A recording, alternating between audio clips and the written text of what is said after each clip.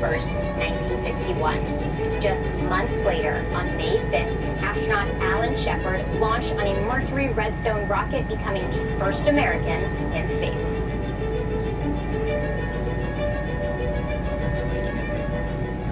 Hi, I'm Janet Petro, and welcome to NASA's John F. Kennedy Space Center, where NASA astronauts have ventured forth on flights of exploration since the 1960s.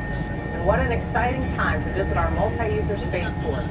Through our Commercial Crew program, we are sending astronauts to the International Space Station from American soil for the first time since the Space Shuttle program ended in 2011. We're continuing to launch new research experiments and supplies to the space station with our commercial resupply services and launching the most technologically advanced scientific instruments to date into space through our Launch Services program. This all culminates in our ultimate mission, the Artemis program, where NASA will return to the moon, this time with the first woman and first person of color, and continue on to Mars. In all our history, there's been one common theme woven throughout our DNA. It's our insatiable desire to explore beyond our home planet in our never-ending quest to expand our knowledge of the universe. As you venture behind the gates, you'll find a community of the most talented, dedicated, motivated workforce anywhere in the world who believe in the unlimited potential of space exploration. This is an active spaceport where new things are happening every day. You never know what you might see, so enjoy your tour.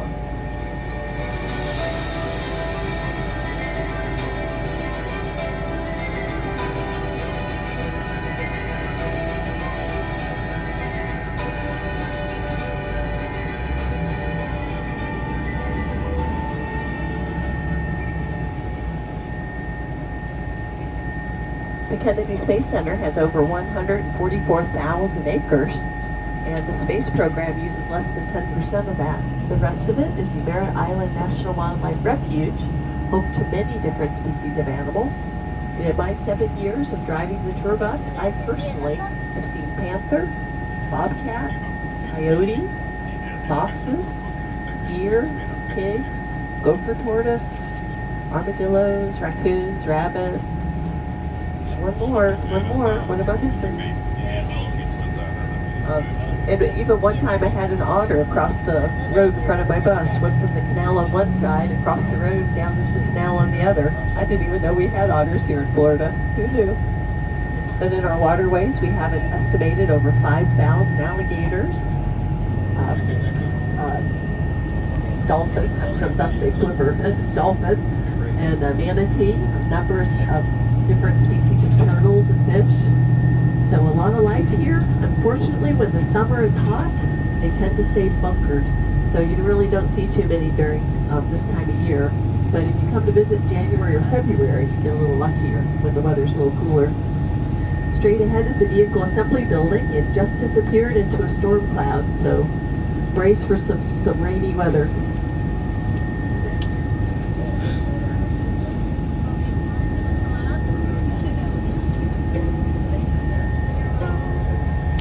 You are now approaching the Vehicle Assembly Building, or as NASA calls it, the VAB. It is one of the largest buildings in the world by volume, and is the place where NASA completes the final assembly of its rockets before launch. The sheer scale of this building is hard to grasp, even when you're right next to it. Do you ever feel really small when you think about space? What about when you're standing next to a skyscraper or a really big bridge? Well, I feel about as small as an ant right now. I'm standing inside the Vehicle Assembly Building trying to grasp how large it really is in here.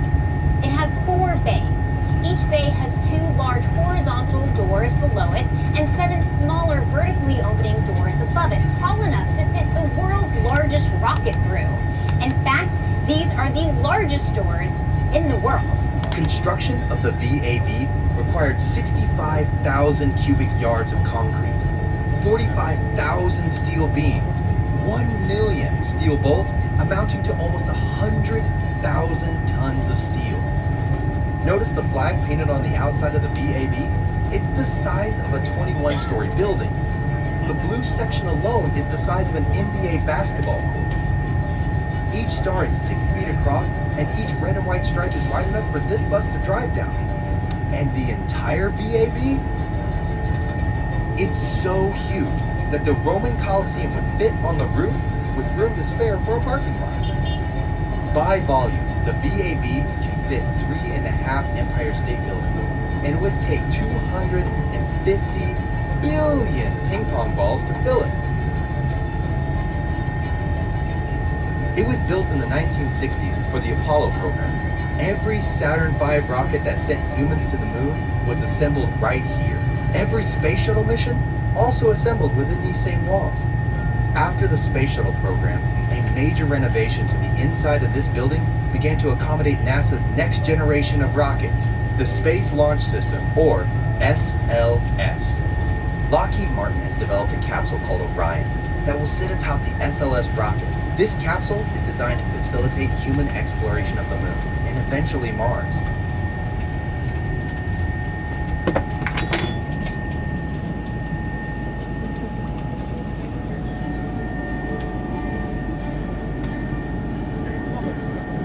NASA is known for dreaming big, and big dreams require big equipment. I'm standing next to the Crawler Transporter, the largest self-powered land vehicle in the world.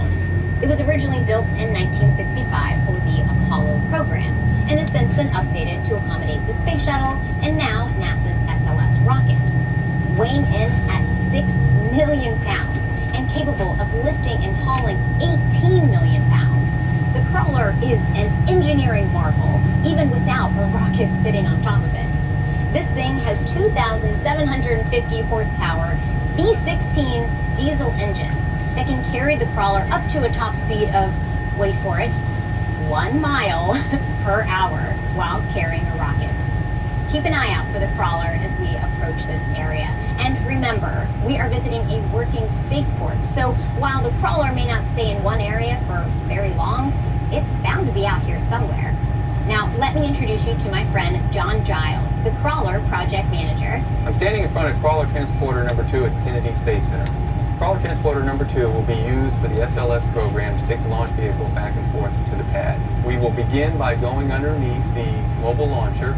We'll pick it up, we'll take it over to the VAB. They'll then assemble the launch vehicle on top of the mobile launcher, and then we'll come back to the VAB. We'll slide underneath it again, we'll pick it up, we'll take it out to the pad, a trip of about 4.2 miles. It'll take us about 7 hours to get there. But during our trip to the launch pad, we'll roll over a specially prepared crawler way that consists of anywhere from 8 to 12 inches of special rock. Below that is limestone that's about 4 feet thick and compressed to hold the weight of the crawler and the mobile launcher. And then below that is some hydraulically compacted sand that can support all the weight. And then once we're there, we'll drop it all off. And a few days later, there'll be a launch. We'll come back, we'll pick the mobile launcher up, and we'll bring it back to the VAB and start the process all over again. If you look off the right front corner of the bus at the VAB, notice they have some of those upper high bay doors open for high bay 4, and they'll do that periodically. That allows more light to the building, and it helps keep the air circulating. It encloses such a large volume of air that the high bays and that main transfer aisle are not air conditioned. Imagine paying that bill. So they'll open those high bay doors. Unfortunately, days like today, you have a freak storm come up. It's going to be raining inside there. In fact, one time we've had rain clouds so low that they rolled into the building through the high bay opening. But it's freakish. If you again look off the right front corner of the bus, this time you'll see a gray tower. That's the mobile launcher that was used to launch the first SLS rocket last year. And the exhaust from that powerful rocket damaged that launcher some, including blasting the elevator doors off. So they moved it back here to repair it, get it ready for its next mission, Artemis 2. Coming up directly right is the vehicle that can move that launcher. To the right of it, its twin brother, Crawler Transporter 1. If you're curious what kind of fuel economy something like that gets, it's 32. Yep, 32 feet per gallon of diesel fuel. I know, right? Yeah. Sorry.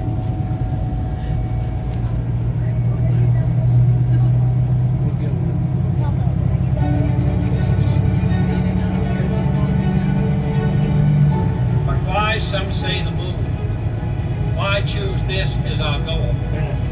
And they may well ask, why climb the highest mountain? Why 35 years ago, fly the Atlantic? Why does Rice play Texas? We choose to go to the moon. We choose to go to the moon.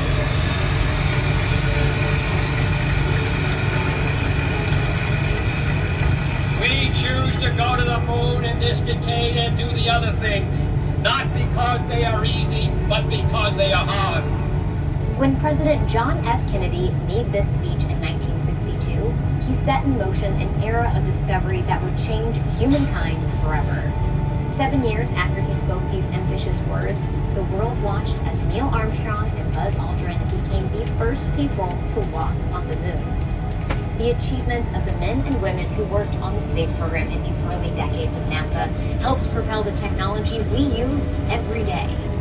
NASA and the thriving private space industry at Kennedy Space Center today are the living legacy of their story.